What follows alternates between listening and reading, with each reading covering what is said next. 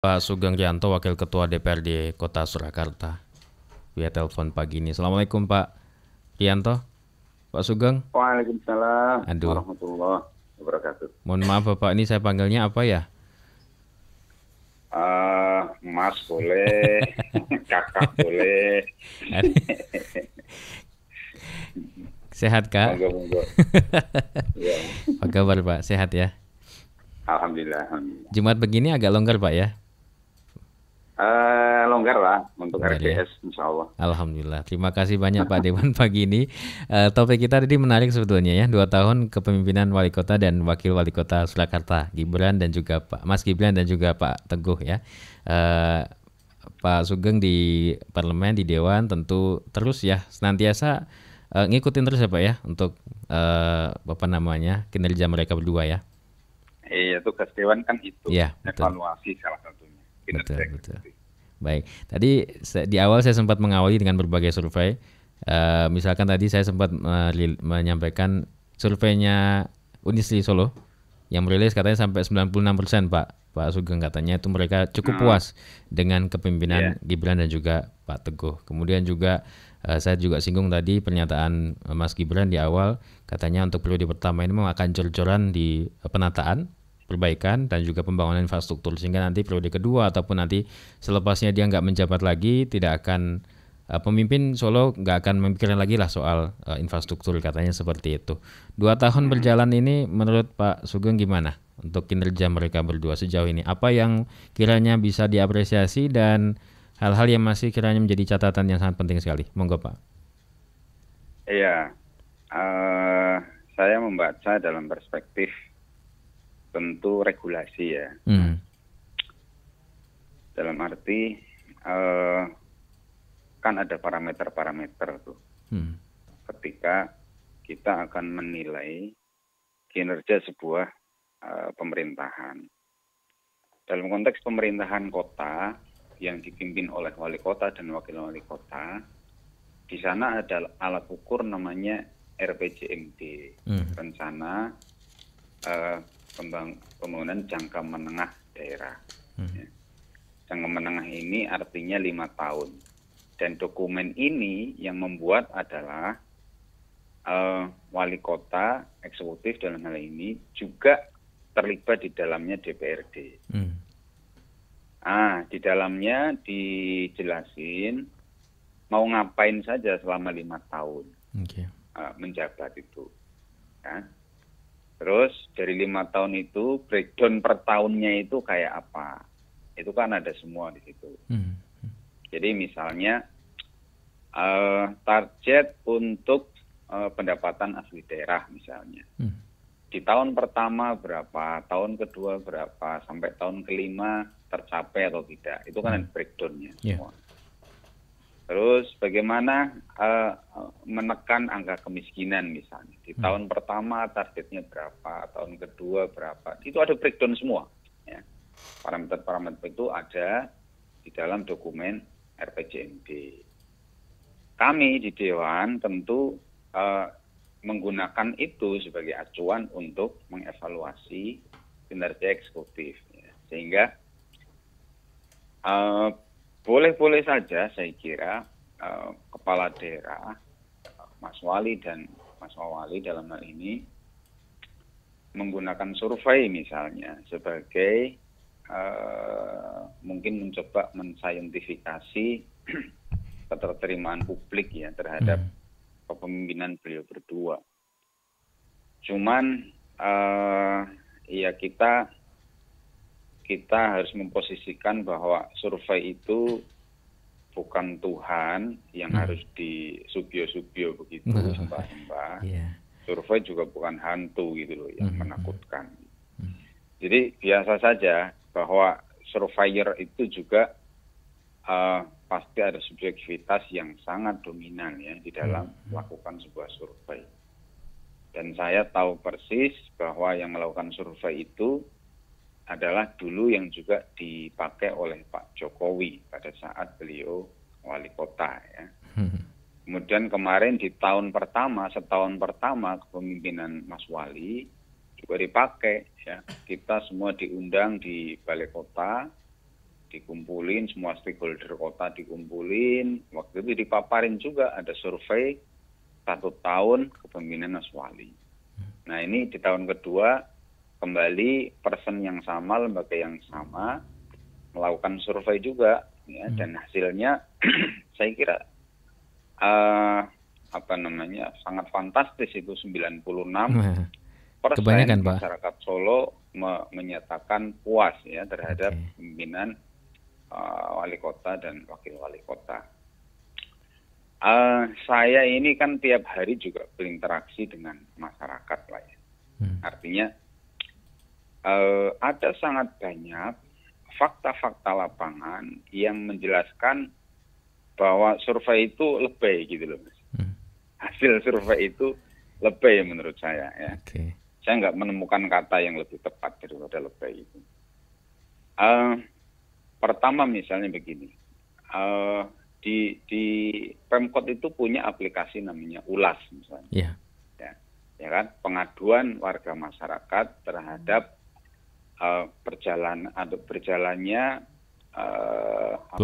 mekanisme pemerintahan lah dari semua sisi ya.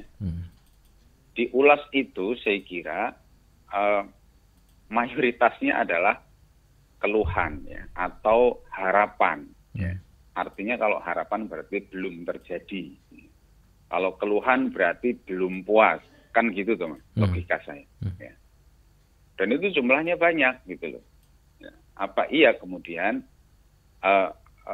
keluhan-keluhan, harapan-harapan yang muncul di Ulas itu diabaikan begitu saja. Satu, ya itu. Yang kedua, saya juga menjumpai misalnya kekecewaan banyak ya elemen masyarakat yang kemudian dalam tanda kutip menjadi korban gitu dari kebijakan pemerintah kota. Contoh misalnya adalah pembangunan Safari Solo Zoo ya, Taman Safari Tarujuruk itu dengan mendatangkan investor Taman Safari tetapi dengan menggusur ratusan pedagang kaki lima yang sudah bercocok tanam di situ. Lama gitu, puluhan tahun di situ ya Pak ya? Sudah puluhan tahun mendiami di sana sebagai pedagang gitu, tanpa diberikan kesempatan untuk kita mencari rezeki di situ gitu. Jadi pemerintah kota hanya mempersilahkan kepada pedagang untuk pindah dan diberikan alternatif tempat yang buat mereka itu seperti hutan belantara gitu loh dalam konteks mencari rezeki, karena tempatnya tidak menjanjikan dan segala macamnya gitu. Artinya ini dimaknai apa gitu loh, bahwa ratusan pedagang itu kan juga punya keluarga, ya kan?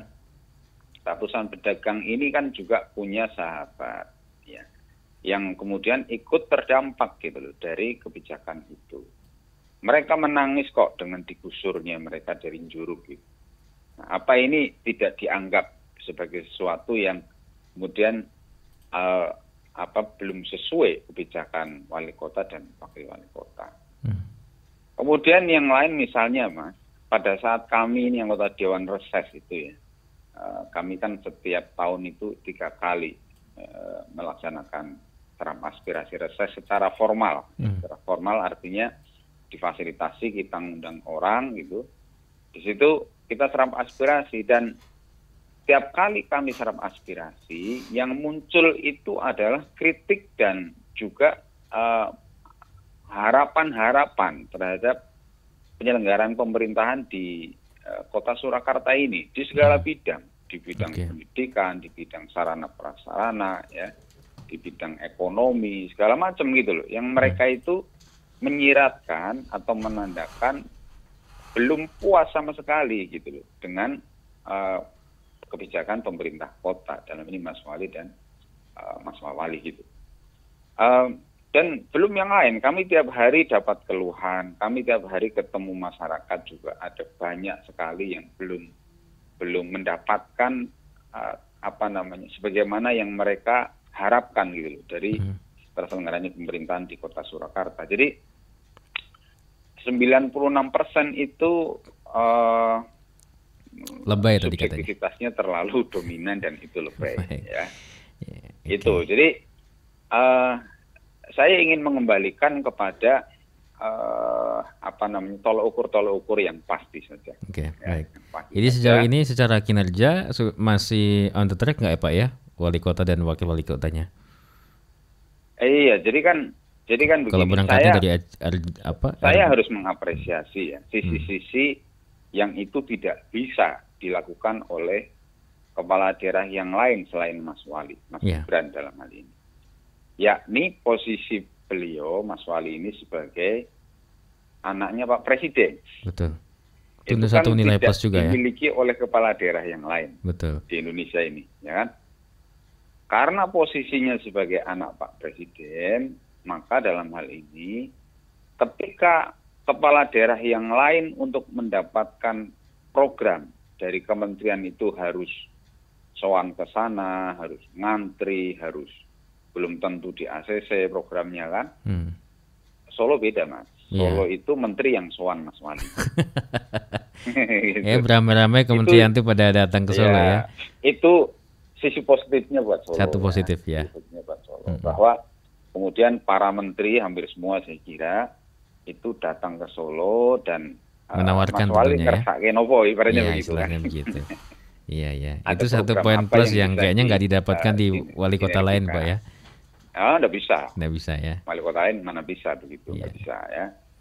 Nah jadi itu yang membuat memang ada percepatan, terutama pada pembangunan fisik ya. Betul. Pembangunan fisik itu support dari pemerintah pusat itu luar biasa.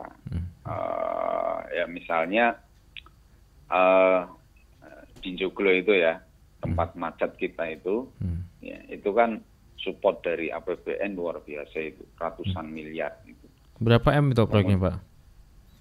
Banyak banget karena ratusan, ya? Satu melalui Kementerian Perhubungan yang kereta api ya itu relnya mau dinaikin, ya kan. Yang kedua nanti ada jalan seperti yang sekarang masih tetap ada. Terus yang ketiga dari timur ke barat itu nanti kayak viaduk Mas, jadi lewat bawah gitu. Jadi kan semua masih tetap bisa dipakai tanpa harus saling menunggu, nggak ada palang kereta lagi kan nanti di situ. Baik. Nah itu kan anggarannya ya tidak main-main, Betul. banyak banget gitu kan. Nah itu kemudian contoh-contoh yang lain saya kira banyak sekali, pembangunan jembatan-jembatan di mana itu Juruk ya belum selesai sampai hari ini. Kemudian di Mojo, Pasar Kliwon itu juga pembangunan ya. Kemudian belum lagi Pasar Jongke akan dibangun, anggarannya ratusan miliar juga gitu kan. Kemudian koridor Ngasopuro itu juga dapat support luar biasa. Banyak lah, artinya di banyak sektor kita mendapatkan benefit yang cukup banyak dengan posisi Mas Wali sebagai anaknya Pak Presiden. Yaitu kita apresiasi, kita alhamdulillah ya, dengan itu. Dan itu untuk kemajuan Solo juga bagus. Tapi mengukur kinerja itu harus dengan parameter-parameter yang tadi saya sebutin. Ya. Misalnya begini, di RPJMD itu kan ada target kuantifikasinya itu kan ada ya. Nah itu ada 4 item yang saya cermati belum tercapai di 2 tahun ini. Yang mendasar Pak apa Pak? Yang pertama misalnya persentase penduduk miskin. Ya. Artinya setiap kepala daerah itu kan harus menekan ya jumlah penduduk miskin semaksimal dia bisa gitu. Dan ini persoalan mendasar loh tentang kemiskinan, Mas. Ya kan? Yeah. Jadi bisa saja Mas Wali bicara A, B, C, D tentang program-program. Tetapi ketika diukur, yang mengukur ini juga lembaga resmi yang namanya BPS, ya, Badan Pusat Statistik. Data yang dimunculkan BPS itu menunjukkan bahwa Mas Wali sampai di tahun kedua belum berhasil mencapai target sebagaimana yang dicantumkan di dalam RPJMD. Nah, ini harus diketahui oleh publik itu bahwa ada sisi itu gitu loh, sisi yang terdokumentasi, disusun sendiri oleh Mas Wali ya dan timnya tentu saja, diketuk bersama dengan DPRD, dijadikan sebagai rel di dalam menjalankan roda pemerintahan, disurvei dan dinilai oleh BPS, lembaga pemerintah juga, dan muncul fakta gitu loh bahwa upaya menekan angka kemiskinan itu sampai tahun kedua pemerintahan Mas Wali itu belum berhasil sesuai target yang beliau patok sendiri. Satu, ya kan? Kemudian yang kedua, indeks pembangunan manusia. Ya. Ini juga belum sesuai ya dengan target yang ada di RPJMD. Artinya belum tercapai gitu targetnya. Kemudian yang ketiga, tingkat pengangguran terbuka. Ya, ini juga belum tercapai itu target Mas Wali untuk menekan angka pengangguran. Artinya dalam hal ini upaya untuk menyediakan lapangan kerja bagi masyarakat Kota Surakarta, ya, terutama angkatan-angkatan muda, lulusan-lulusan kuliah atau lulusan SMK, ini kan banyak pencari kerja itu. Nah, angka yang tercantum di target dan angka yang dinilai oleh BPS itu menunjukkan bahwa tahun kedua ini targetnya nggak tercapai. Ya. Kemudian yang keempat, misalnya, secara umum pertumbuhan ekonomi di Solo ini juga belum memenuhi target sebagaimana yang dicantumkan di dalam RPJMD. Nah, ini 4 poin yang sangat mendasar tentang kemiskinan, tentang indeks pembangunan manusia, ya, tentang pengangguran, kemudian tentang pertumbuhan ekonomi. Ini hal sangat mendasar gitu loh. Dan yang itu mestinya dikejar terlebih dahulu ya. menjadi kontradiktif dengan 96% hasil survei gitu. Betul. Maksud saya. Jadi ya monggo saja, survei itu bagian dari cara untuk membuat pencitraan, silahkan saja. Tetapi ada fakta-fakta tertulis yang kemudian menjadi tolok ukur kami DPRD di dalam mengevaluasi kinerja pemerintahan kok. Baik, termasuk kurang lebih begitu, Mas. Baik. Terima kasih. Jadi secara mendasar memang ini kurang begitu menjadi concern Pak Wali ya. Meskipun tadi kita tidak menyaksikan ya Pak ya untuk soal pembangunan, kemudian juga tata kelola kota dengan infrastrukturnya sangat-sangat cepat sekali ya untuk Solo ini. Iya. Misalnya ada shortcutnya dengan sampaikan tadi ya. Jadi bahkan kementerian pun soalnya ke Solo, bukan Solo yang ke kementerian. Iya betul Mas. Baik, termasuk hal-hal tadi yang sifatnya mendasar, misalkan PKL ya Pak ya. Penataan PKL ini juga sempat menjadi satu hal yang agak mesakit juga itu ya. Mereka yang sudah puluhan tahun di situ mesti harus geser dengan alasan karena Solo Safari sudah beda lagi dengan yang dulu, sehingga tidak boleh ada lagi yang lama-lama seperti itu. Itu pernah Pak Gibran sampaikan dan itu saya bikin kok begitu ya akhirnya ya gitu ya. Agak cukup belum kecewa. Lagi kemarin pajak PBB mau naik itu Mas. Yang sampai 300% tuh ya. Ya kan? Iya. Sempat ramai kan? Kemudian kami keras menolak gitu loh. Karena kenaikannya fantastis, itu ada yang sampai 400% kan. Itu masyarakat menjerit, masuk menjerit sambil suka gitu kan, nggak bisa. Menjerit berarti ya nggak suka dong. Masuk 96%. Makanya. Jadi ada banyak hal mendasar ya Pak ya, semestinya sebagai kepala daerah itu harus concern terlebih dahulu dibandingkan hal-hal yang sifatnya tadi ya kelihatan seperti infrastruktur dan sebagainya. Saran dong mungkin kalau ketemu Pak Mas Wali, apa kiranya yang perlu dilakukan untuk tahun-tahun ini sebagaimana jenengan sampaikan tadi. Monggo. Iya, kalau saya begini Mas, ini kan orientasi politiknya menjadi makin kelihatan ya, bahwa ada target tidak menyelesaikan sepertinya nada-nadanya dari indikasi-indikasi yang kebaca itu, Mas Wali diproyeksikan tidak di Solo gitu. Ya, tapi justru karena itu mestinya Mas Wali harus membuat legasi yang memudahkan dia untuk nanti melakukan lompatan karir politiknya gitu loh. Logika saya kan begitu. Iya, betul. Karena kan kita nggak bisa mencegah ya. Itu hak masing-masing pribadi di dalam berkarir di dunia politik. Mas Wali misalnya ada orientasi dari partainya, pribadinya, keluarganya, monggo-monggo saja. Itu hak masing-masing.